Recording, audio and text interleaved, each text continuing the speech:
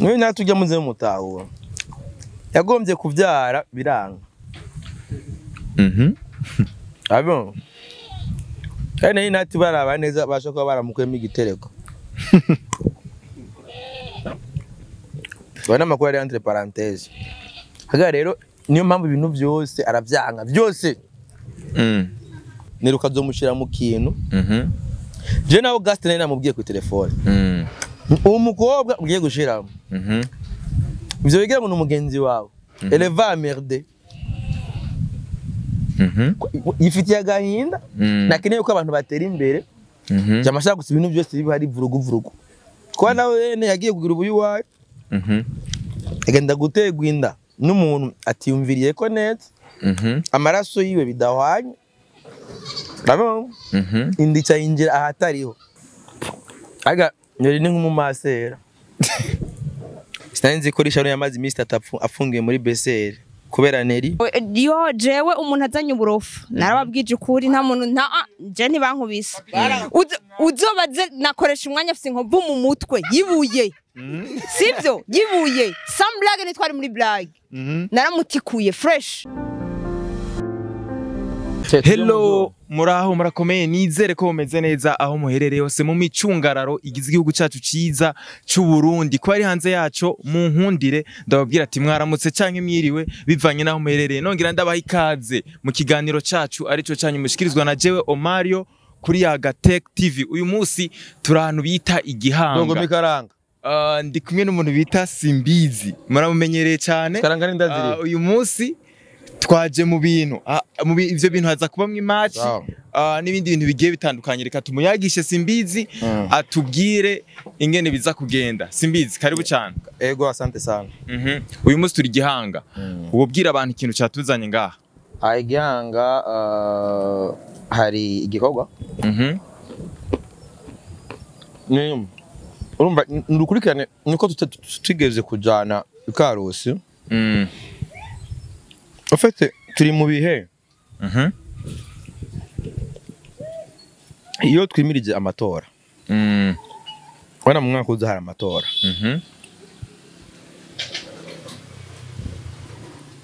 Turi mu bihe hazahabaho ibihuha byinshi. Nabyumva. Bakazana ama story ni. Mugabo rero solution twebwe twatoye. Kugira umwene gihugu ntabe desinforme cyangwa ibyo bintu ntabihe umwanya nkatsubwe bishikira sometimes tukapata amakoma bisaba umwene gihugu abe occupé aro nk'ibintu bimwokipa aro nk'ibintu bimumotiva aro nk'ibintu bimwankohaje babyo ego kadenema twari Karusi twebwe na MB data n'abaririmbyi benshi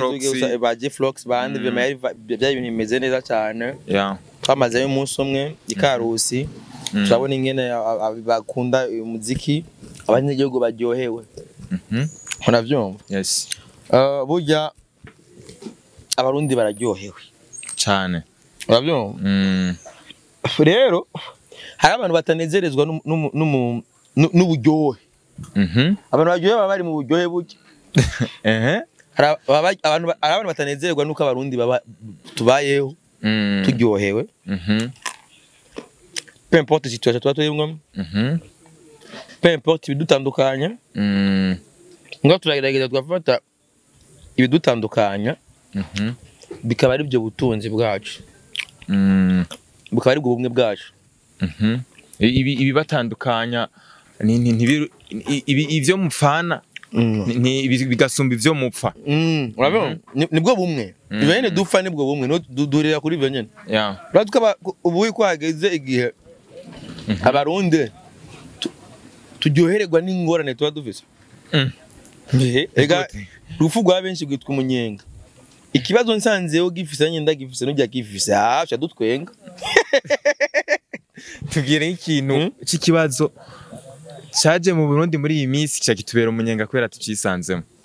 nk'ibitoro cyabaye umunyenga gutonda ryawe twese none easy turiga ingene dushaka gufata dukaranga tukirira tukideplacer maka kiraboneka avant byarabura imyidogo mugabo nawe ntacyo ufise nanjye ntacyo ufise kumbe nitwa dofise yamaze system ihari twagirege jewe before abanje saporo itarava mu barabara namubwiye ati gura agasaporo kamwe ugenda kubita kama kamwe rinda ushika namwe uvuye muri ville ugiye mu Kanyosha ushikayo ebana kageze hagati kamwe alles hari abandi n'abaca bwa system ikaranga n'amayekuteri moya mahugashika kandi muri alles muryohewe atawidoga atagira iki gushika ikoze gatora umuti n'ikibazo batwo buyi hageze igihe n'ibibazo bitorega umuti twaranibagiye ko nico kibazo kiba gihari amini yuko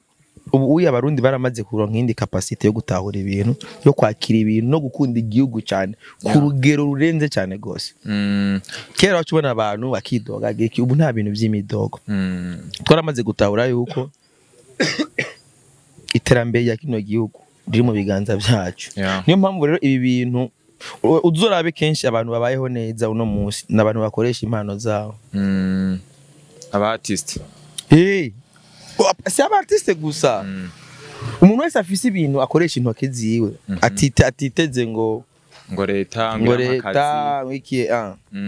ndakubwije ukuri uno munsi abantu atamushahara bafise n'abantu ba mbere babayeho neza gusumba bafise imishahara kubera abo dufate nk'ubuhembwa nka 300,000 ubuzima bw'ubu buri limite kugira ushobore kweshwa na 300,000 je nka jeje nyene dufate par exemple igitoro gusa je nko mu bihe by'ibitoro atabya nakoresha ibitoro bya 1,200,000 yo noti mze shumgiye ngomba kazi yo kumema gisanga yembwa zitatu ngo ibitoro bihari cyangwa letse ibitoro je nta modoka nigeze magariko nekubatse izina butu ni muri politike yo gukora ivyunguka umukuru w'igihugu aciyamamaza yari yabwiye abwira abarundi yuko imifuko yose izoronka amafaranga nabyo umwe wose uronke curya niyo politike ye amene uko c'est-à-dire ni vyunguka urashize imbere gukora ivyunguka we productive nivyo ro mwaciye mubandanya no ngaha igihanga urumva hariho bamwe babitahuye ivyo dukora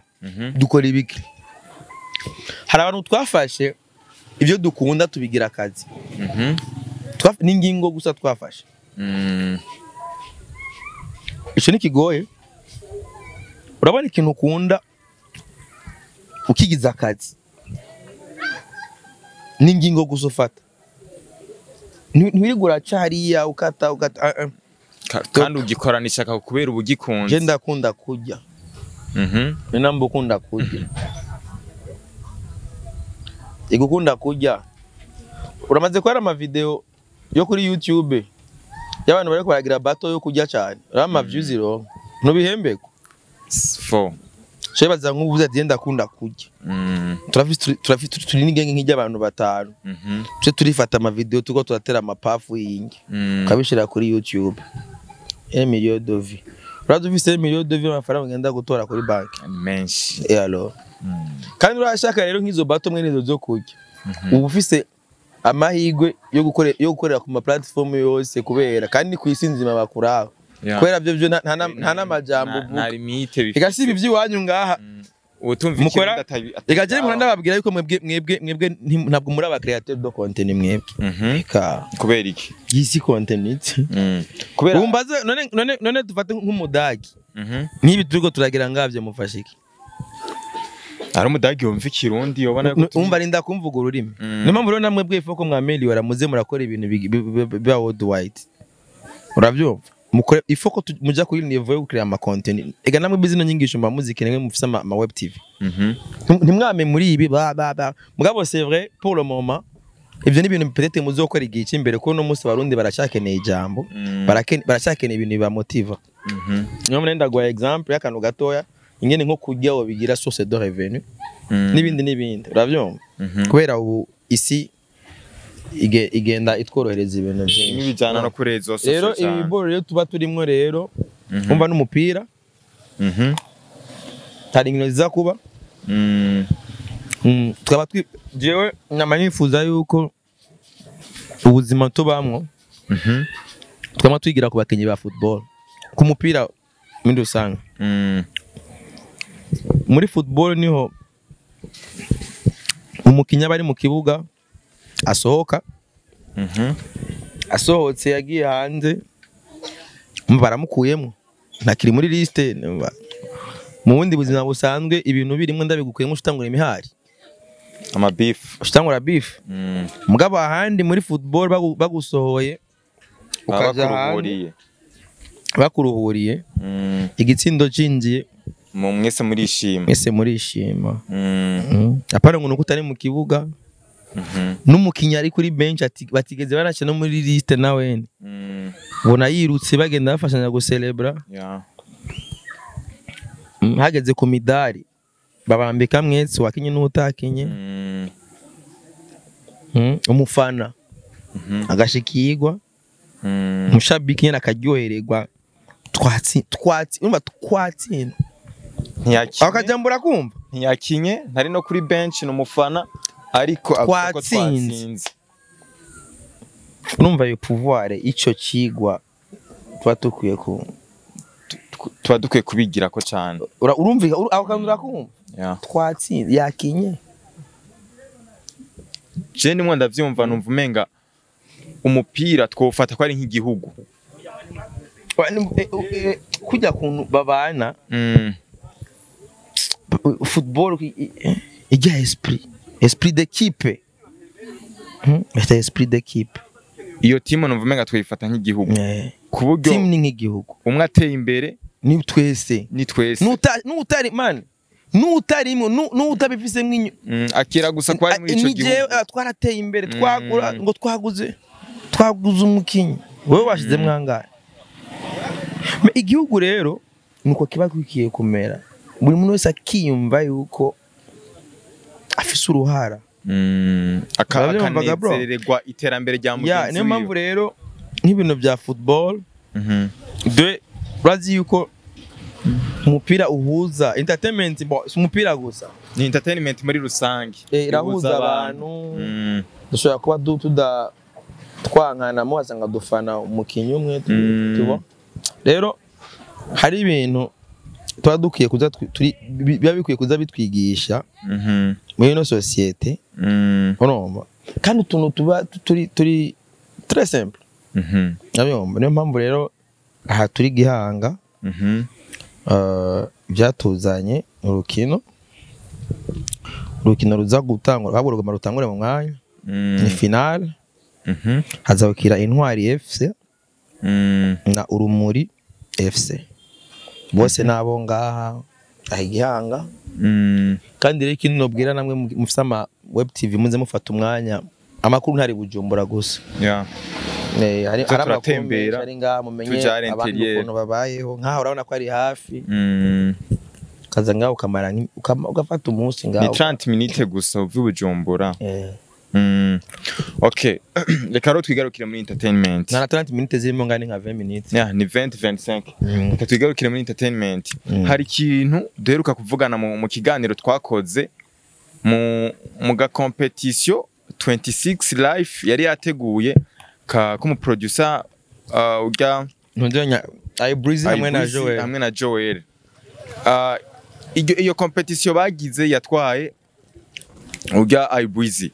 je nari nakubaje ati kubera iki mu ma award ajya ma award bari bateguye bajya baheruka gutegura imwe yari mu ibintu vy'amatati babita kubera ko badashira aba influencer sinzi kuvyibuka ko nakikubajije ucumbwira ngo aba influencer urumva baragoye gutora hari abari kuri TikTok hari abari kuri Instagram hari abari kuri Twitter baragoye kugira umenya ati uri hejuru ni naka kuko fan base yabo ira ahantu hatandukanye uyu munsi rero Irebe FM Irebe company yateguye icitwa Irebe Award ariko bateguriye aba influencer bonyene kubgawe ukibibona wabivuze ko iki kubona mwega influencer babibutse nanye bakabategurira award mu gihe tukibivugana wabona yuko ari ibintu bidashobora gukunda ari ibintu bigoye gutegura bon umunsi twicara umunsi twicarana nabo bakadusigurira umugambi je nawumvise n'ingoga mwabo gusa ikintu navuga ko cyari kigoye ni ngene ushaka ku managinga dufate nkaga par exemple bino bintu rero birayo burya aba influencer ni benshi cyane hari ibibazo ko aba influencer ari abanyene bafise ibyo bapostinga kuma social media sinzi babonye ari umutipe twa Jado umwe w'uburimyi oya Jado twatangiye guteranya ibiti kuva 2009 urajya amashugwe ari kuri 28 November bijya biti bijya biri hagati harimo je ibyo nateyemwo hajya je twaradugana mu bukeye 2009 Jado yarabaye kuhone na kwigenda nyinshi mu kuri igihugu Petero Nkunziza le 1er mai 2010 n'amadata urayibuka le 1er mai 2010 umva umunsi mukuru w'abakozi yageze gushimirwa ari muto cyane Jere Jado ndamwita mwana muto mu telefone yanjye twa mwana muto kandi aboneka ko ari umuntu akuze turi muri 2009 mvuga ukuntu n'ubu wagumye mwisi urumva niko yitwa urumva yuko wowe karagira influence kujya umuntu wese umva mu influencer ni wa muntu atuma wibwiriza ukora ikintu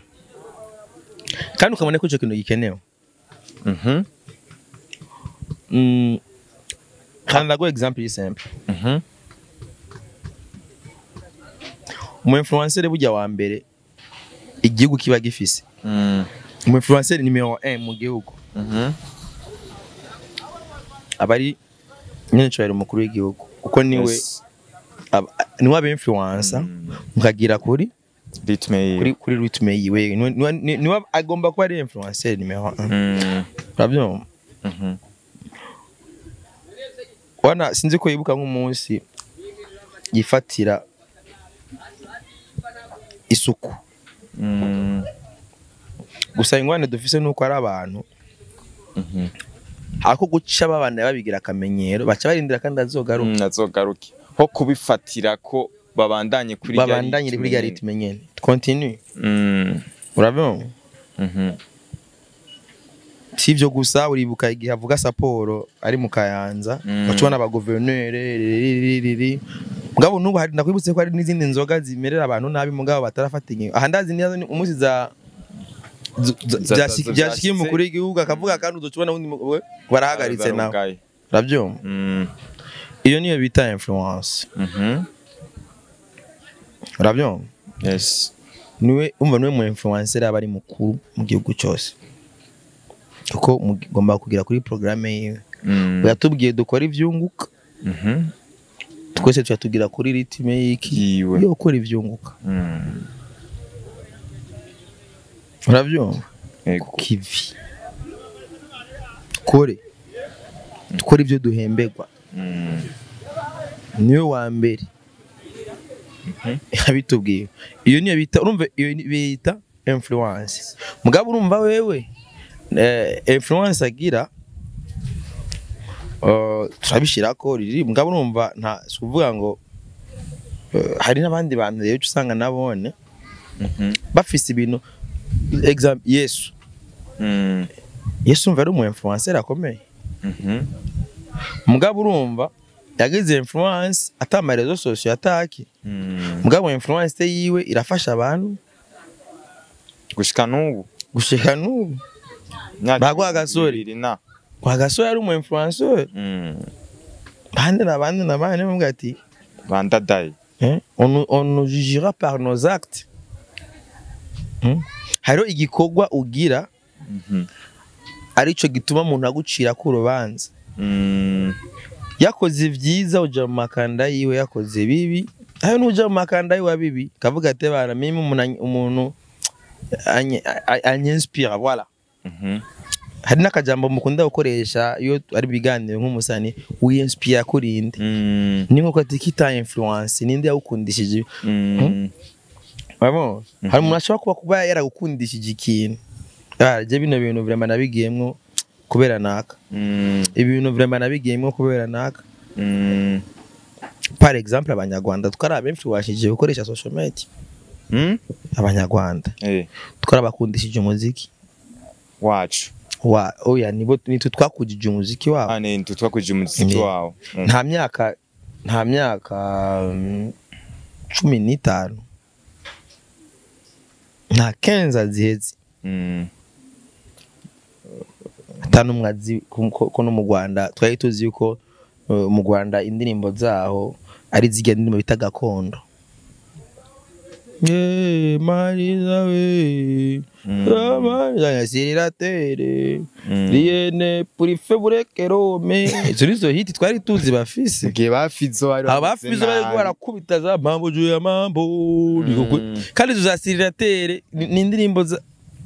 niba twari tuzi ko ari ibyo z'abanyarwanda hama mu nyuma abantu nka ba Christophe Matata abantu nka ba Big Fizzo ba Kidumu bande baragenda barapuya abantu nka ba Rontunga Aroni producer general ba Fizzo baragenda baduza ba Tom Cruise barabereka nyine bikogwa skuduza abo gusa nuko kwabaye kubakura mu mwobo tubakure twarabadugije turabazura ni muze namwe bwe mubeho ngabo urumva ni example ndaguhaye yes je ndibuka social media zabo zari zihari bari bafise gusa ibintu byabo bitagira umutwe n'amaguru mu nyuma yitwa Freemax TV ivukiye kuri jewe vya vrai vyagenze gute sawa vyagenze yakuvukiye ko gute umva none siyo yagiye kuvyura entertainment nuzanye mu social media zo mu Rwanda 2017 hari ukene kubimenya uzocugirisha urondera muri yitwa Nameless Campus niwe yayikreye si wayikreye yamucumubaza ati simbizi umuzi gute kugira Afromax yawe ico cyo ndakizi Nameless Campus ko yayikreye muri ico gihe rero nabyo muri ico gihe niho ucumenya ati ico bita influence ni yahe hari umuntu rero ushobora ku influence abantu ibintu bakabifata nkama bagakura nabyo Yesu yigwa arayerera Yesu niwe mujini ntiyafise niyarara kandi Yesu ntiyatinya no kurara no mu ndaya cye mu kabare kubera avuga ati je naco fise niyagiritse niwe muntu wenyene yasabye indaro mu maraya kandi ndaraye wareze siga amavuta asomagura ibirenga bwata ahantu akora yagomba kore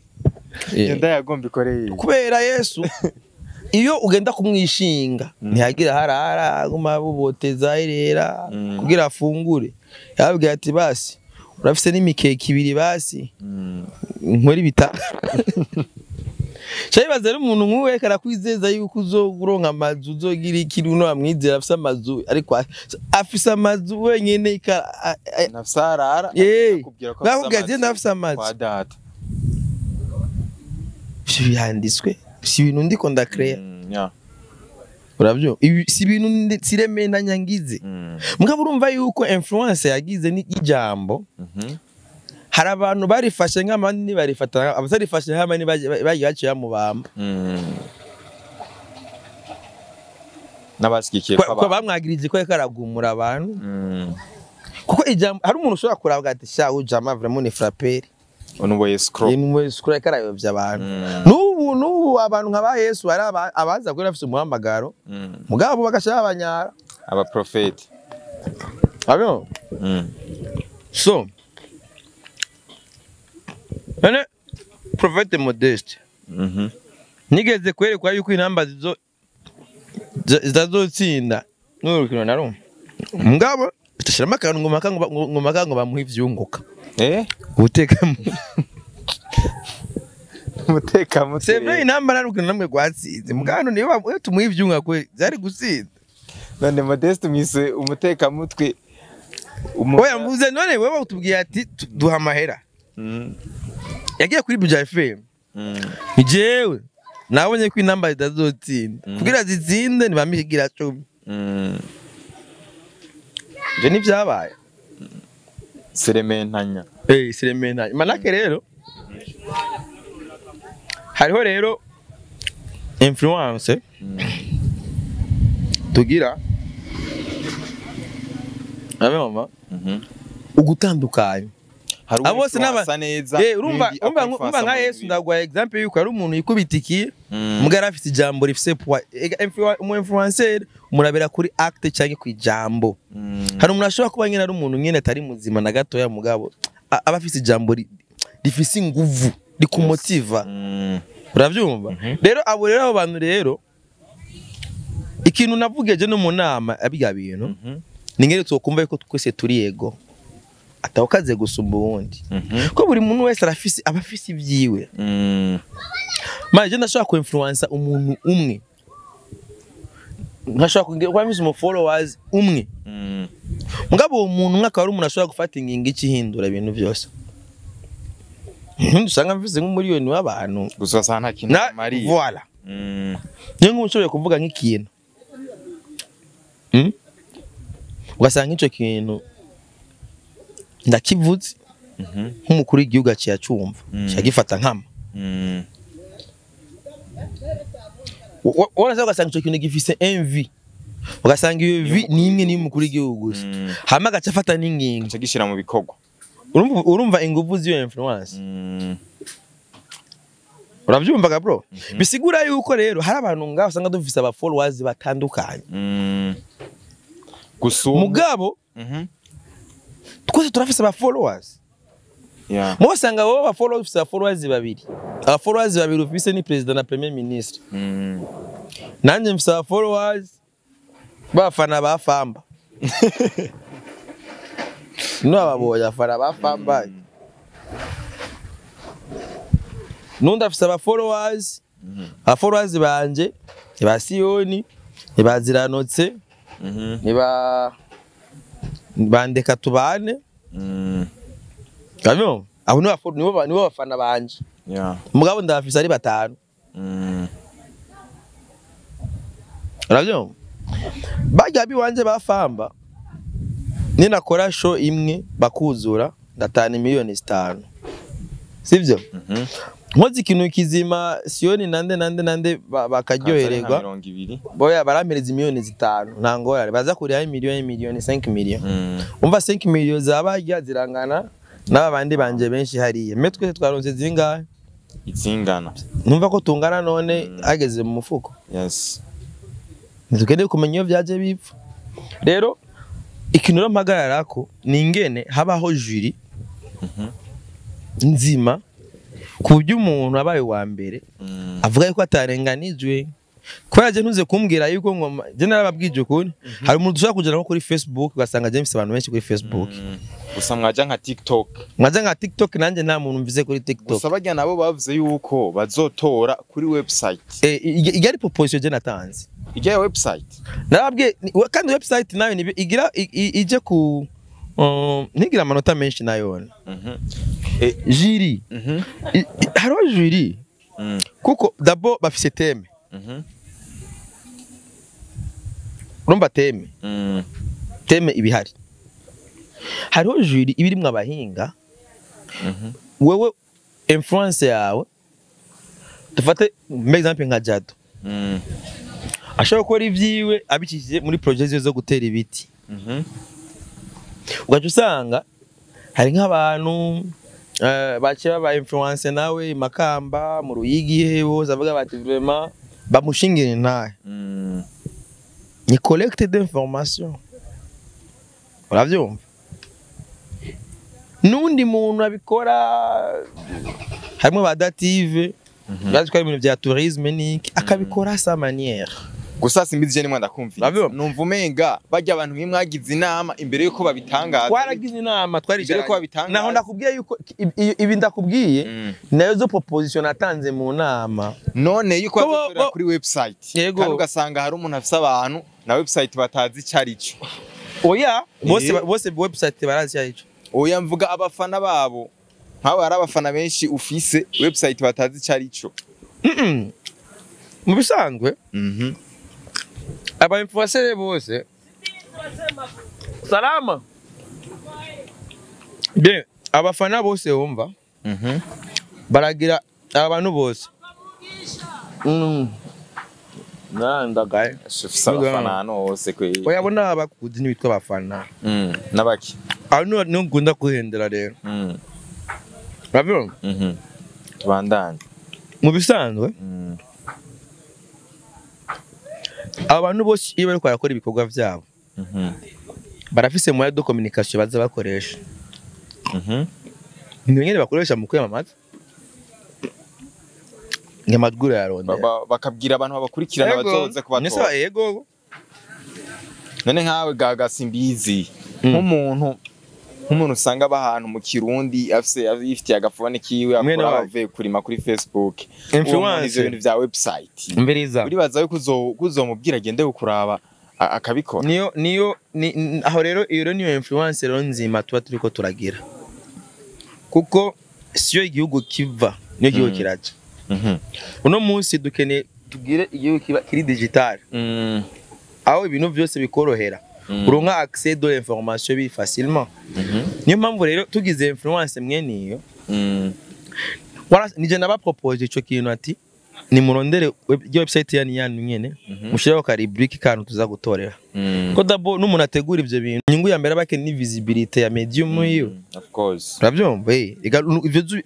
niyo mpamvu ibintu vy'amasantima jewe ngene meze ndi mu kintu vya santima nshira apart je ntabwo ndi selfish Akazi n'akazi. ko je yaba ndi selfish ndi umuntu yikunda nobwiye abantu ati okay amatora nabere kuri Facebook Abaryo ya TikTok ni bari kuvyemera. oya none paeje ni yateguye ihiganwa mu nkamerere yambwiye ko yaje nza gupfa mugara abantu yapfuye imbere Tubandanye. Reka tubandanye. karagara zambanye umugore wago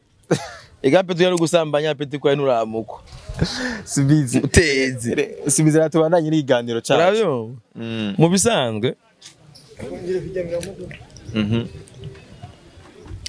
paeje nteruka gutunganya ibintu amatora n'abera kuri Facebook bimwe batanga 15 millions ubu nyene vuba Ariko bajya barumviriza n'umugambi w'umuntu rero. voilà oya none mga amatora yabera he Kuri Facebook. aho uri mise niyo mpamvu je wanashaka nabahaye example nishifashije kuri paeje mara paeje yarakoze ibintu Je bajya abantu bo mwirebe narababajije ati mbega muzotora mushingiye kuri website gusa canke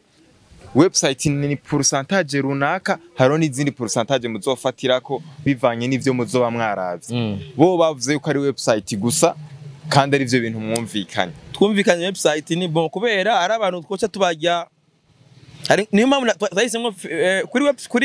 kuri ntuzenya kuri platform za irebe hazoja utu video twiyo info umva bo bazogira production umva ko ari professional bro nije nabaye idea gushira kuri website okay kwa nababwiye ati mukavuga ati ngo tuje kuri Facebook jewe ndafise kuba nobwira abanje kuri Facebook bakamfasha cyane nkaza gusubira afise influence kuri TikTok kuko attention bro hari nk'abantu usanga ari ivyamamare kuri TikTok ata indi platform akoresha nkuko nawe uri cyamamare sana kuri Facebook just ni kuri Facebook je ndi ku mbuga zanyu zose kuko murafise ama TikTok murafise je munshira ega mweje ndafise abantu nabakobitiye je nkorera ku mbuga zanyu mutezi wowe ufise TikTok ikazi unshirako je ntabyo nkeneye jewe imbuga zanyu nizo zinkomeza kandi ntashwa mufise niko Imana yandemye niyo maraso yamaye yuko nzokomezwa namwe reka twigarukire ku bakandida jewe nije muntu wenyene mu membera ku nkomeza reka twigarukire ku bakandida simbizi hari undi muntu urigera wumva bamuhembera kumukomeza ni izina rimwe mu Burundi ni Simbizi wase Mavumba wenyene ebana bamuronderera kumukomeza tukamurondeza ivyungu bakamuha ivyungu umwe rudende mugabo rero ça m'a pris du temps man byaramwaye imyaka urazi imyaka nasiragorinze gabari man profile yawe hariko uri kumwe na man imyaka n'imyaka baramutora siragwa muno musi reka nge mugihe atawundi araza ndacayage boss Fred umuboss yitwa Fred ne boss umuzanye muri bino bintu gute kwe reka twigarukire ku bakandida kubera iki bahise ngo bajya bakandida nta bandi ba influencer bahari mbona babonye hafi je sinzi nabo turi kumwe na kandi babandikiye ama email niko nibaza yuko umukandida bamwandikira email je barahefone barambaza turashikiye umugambi ega nimwe ndakubwira ari mu Burundi nta manyanga namwe arimo okay nge tugenda na yaga muri Tanzania batanze link wose ne kurongera mutezi wenda nguyu mutezi yagiye gutora link atana passport afise hama mu nyuma gasagenda yidoga ngo yese nagiye muri Tanzania Sinyabuza gutera umugore oya simbizi reka nakubwire hari abantu tuzi neza yuko be influence abantu reka nagwa akaruriro nka Ozi ni influence abantu kweri gukunda ibintu byo kwikorera nk'abakobwa cyane cyane kwikorera kuri YouTube ibintu tumenyereye cyane hariho aba bafanira Vine be influence abantu mu bintu vy'amafilme aba bumukubito ba Juste Gaël ntabo tugeze twumvamwo none egasi bose barondeye ntibabemerera kandi ikintu je cyanambaye nukuntu baciye bavuga ngo imiryango ngo iruguruye kubera icyo batabanje kubashiramo none kibanzo mvye ndakubaza nagusigura mu influencer icarico sibyo sawa Ozi amaze ku influence iki hari abantu batabagiye kuri TV abakobwa bangahe ngira basi ninde kubadondagura hariho ba Minushe ba Mishumi ni Scott reka tuvuge ni Scott yamuzanye tureke kuja kure gusa Ozi na karokeza kumukobwa w'umumpambanaji uravyumva mugabo afite na TikTok iguruka cyane kuba umviriza umuntu abo mu influencer rya ni mugiye ivyo ari karakora afise abantu 2 3 4 5 na wene yabikundishije uravyumva none barabuze ugombwire yuko none cubama mpagiriste y'abakobwa 5 erga ikibazo nuko ucuvuga ngo mumbarize alo we nozi ya Quensp ingo byibingo ingo yaranavye none afite TV iwe oya rega TV none ngo usige TV alo ni sawa yego ni we nozi ya Quensp oya gusura mukunda Ozi bon naramukunda ariko si banyespi gusa ibintu yakora warabikunda oya bon kubera uko yaje siko jewe naje yego ariko ibintu yakora warabikunda buke kubera nta kibi yakora ni nkuko nasimbiza ndamukundira ivyo akora gusa haro nk'ibiganiro akora ukavuga ati iganiro vraiment kirangyoheye none kuri muri bana sana oyaha no bambeshe yego vraiment no bambeshe ivyo udakunda gusa wategana nawe yo nkubitiri naye nkawozi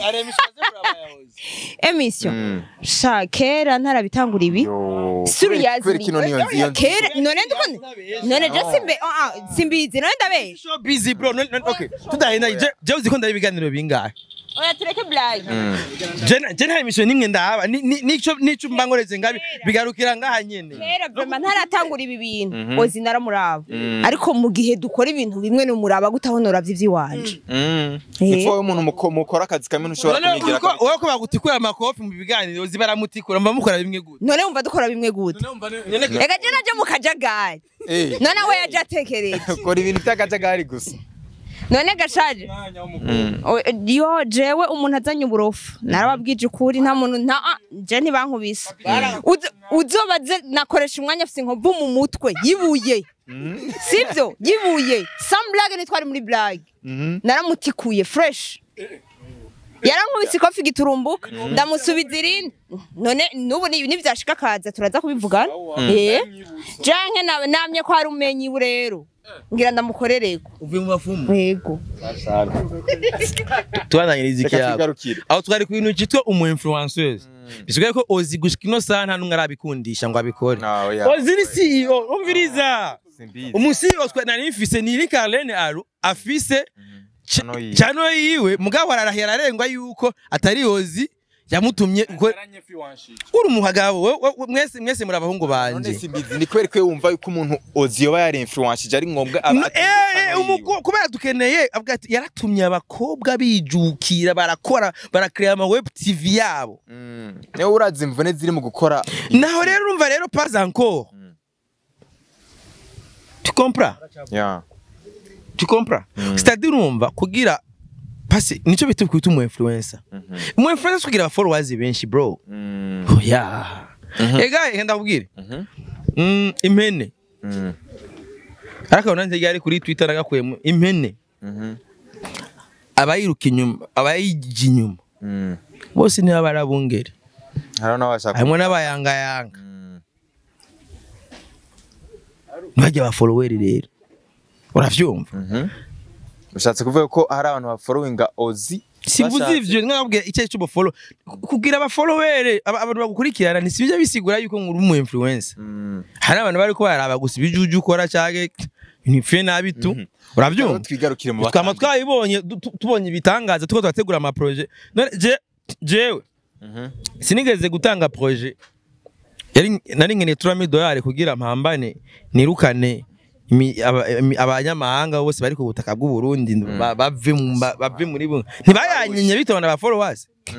sinayawe n'abantu batandatu mfise abantu ibihumbi n'ibihumbi bankurikirana mugabo ni cyambuje kuruga rero je nk'umu influencer wa vrai ni cyambuje ko ndabirukana ata nubwo buryo bw'abatabwo bazanye ubu nibitumwe narakoresheje ijambo ndahagarara gucya ndanuka sa washaka bakura nk'ivyunguka aba influencer bawe no je nashaka kuramwe ivyunguka mu bitwa ko aba followers babita aba follower rero nabungere gano mungere nawe nakuragira ugira zokugeto nesa followers none nabungere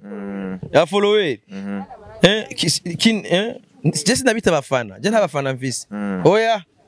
nabankurikirana mbukurikira na muntu bangwa kurikiranwa n'ubutungane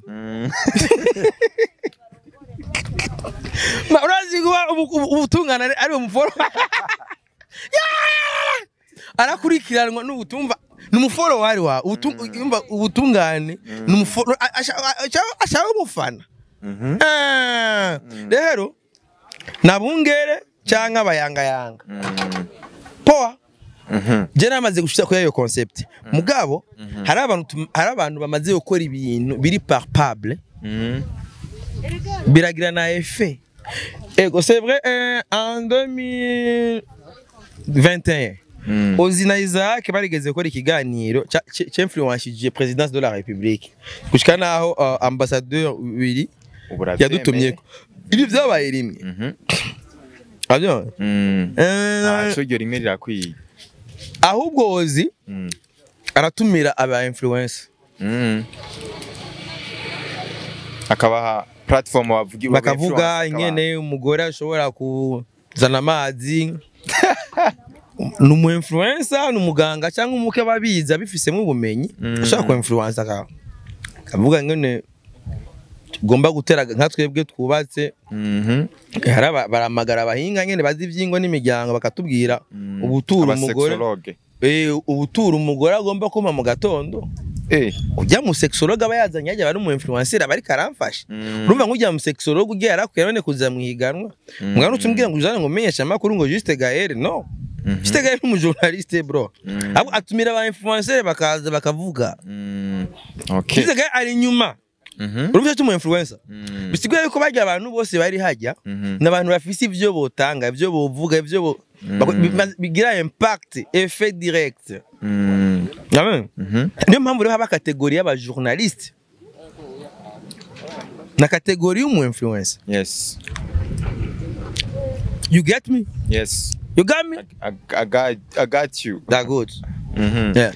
urabitahuye basi nabitahuye apana kuvuga ngo nukufisanga abantu benshi agisiguye neza gatubane neza nyamba ari umu journaliste ari muri kategori yabo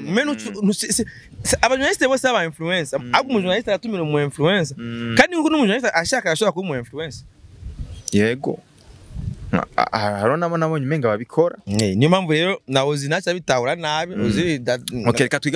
twigarukire ku bakandida mu bakandida batoye harimwo uwo bita Nerinate. Nerinate akibibona gari muri menopause yatanguye avuga ati ntibakwiye kumugereranya namwe ibyo uko arabarenze. Umviriza Nerinate akazo turaje urumva yatanguye twayizari yakare Nerinate yatanguye avuga ati ntakwiye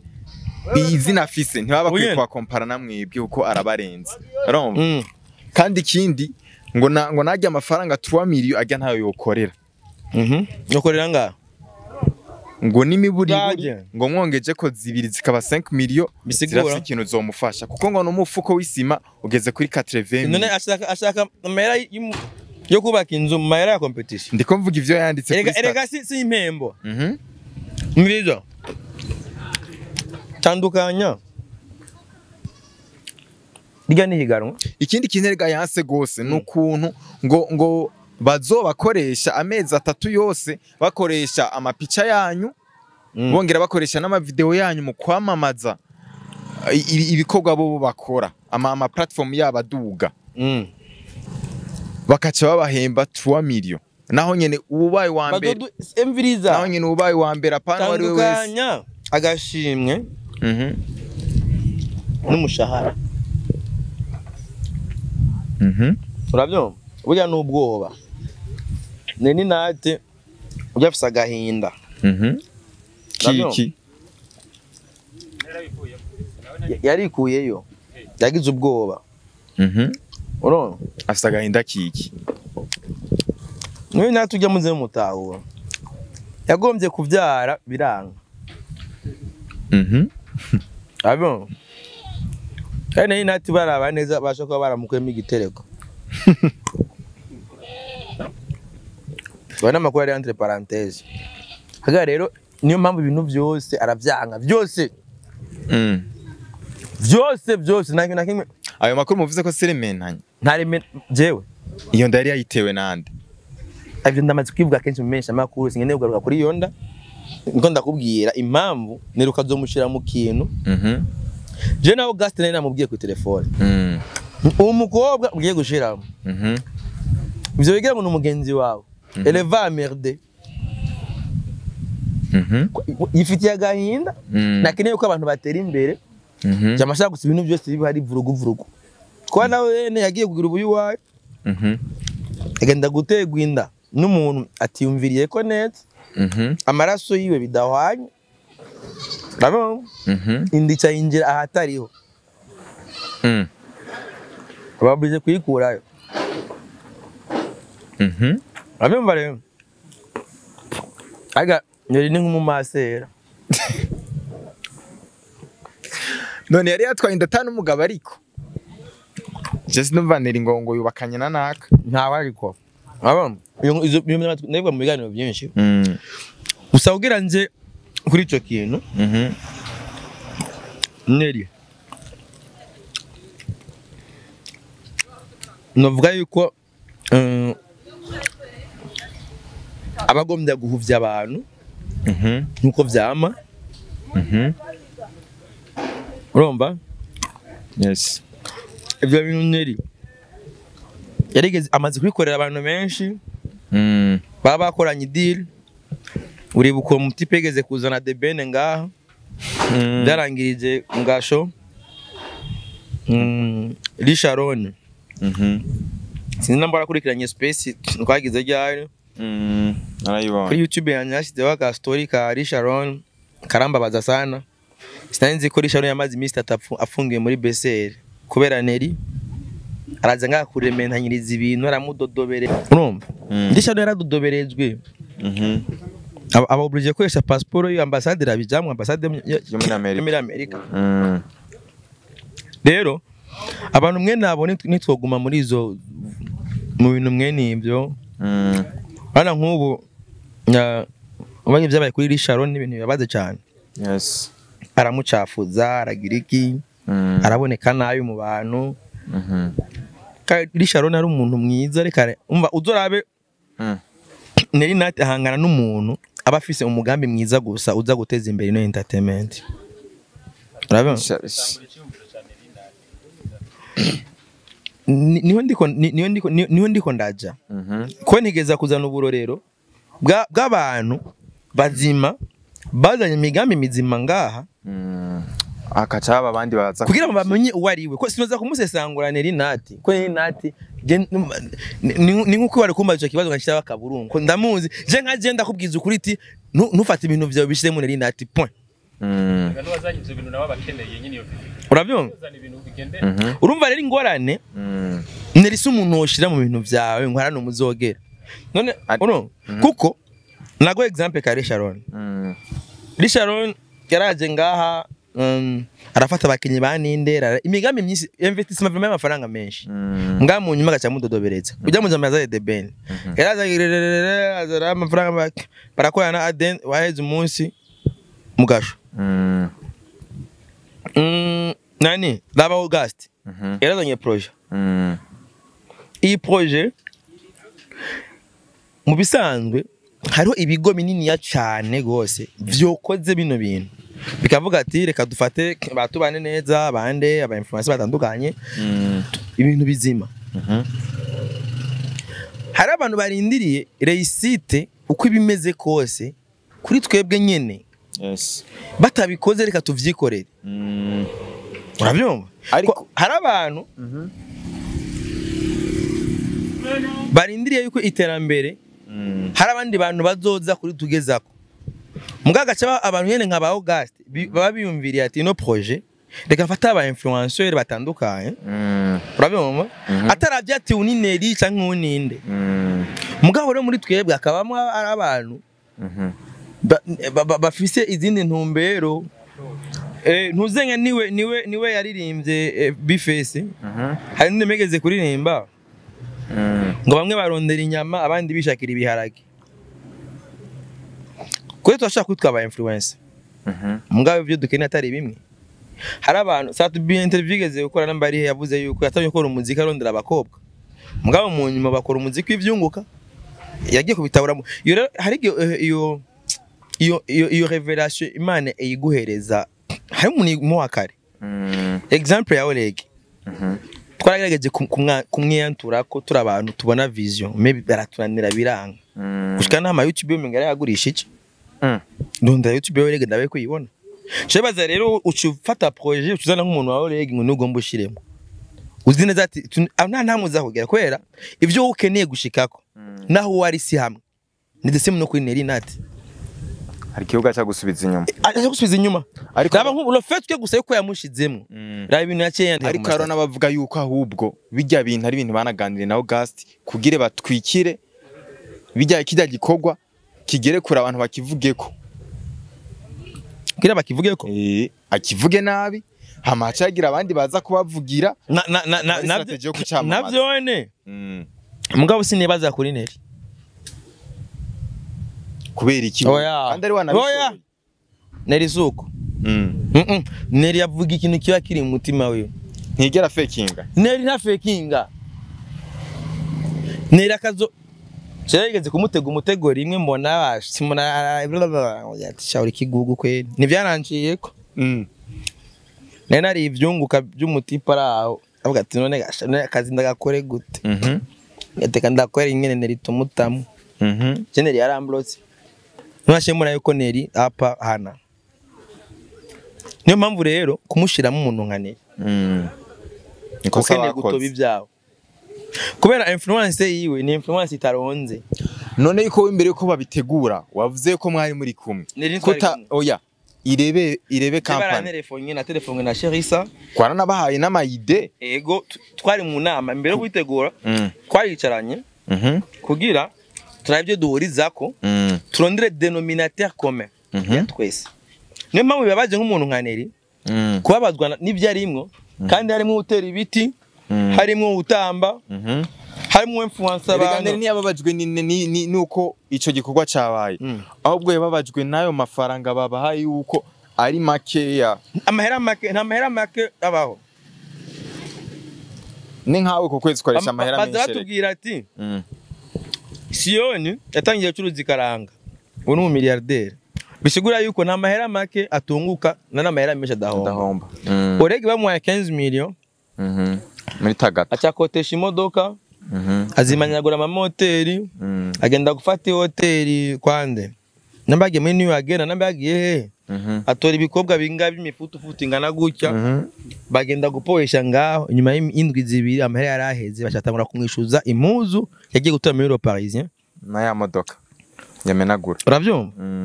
aho nije barondeye ngo tufashe kurondera orege tumwishuza impuzu ntari 15 million na 15 million ni make neri aho ni 15 million turi muri 2021 mugabagije kumurondera muri 2022 mu ntango none neri nati no munsi kwari karanka miliyoni kwari karavuga wewe umva neri natabona yuko 5 million arizo zosha ibaza ko arizo zosha zubaka ya parke iyo ngambera amazi urabonye ko neri nati asisa amahera manude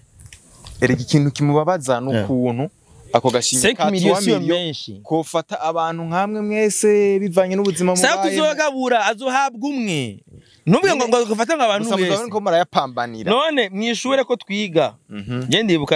ndibuka muri primaire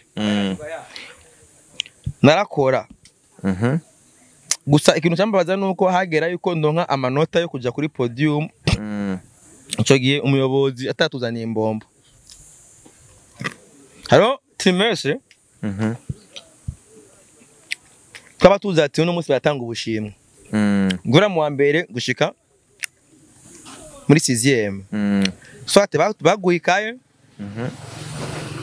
batanga ikaye karamu n'imbombo urumva tuntu hari kuri epe nahangwa niho niga mwijabe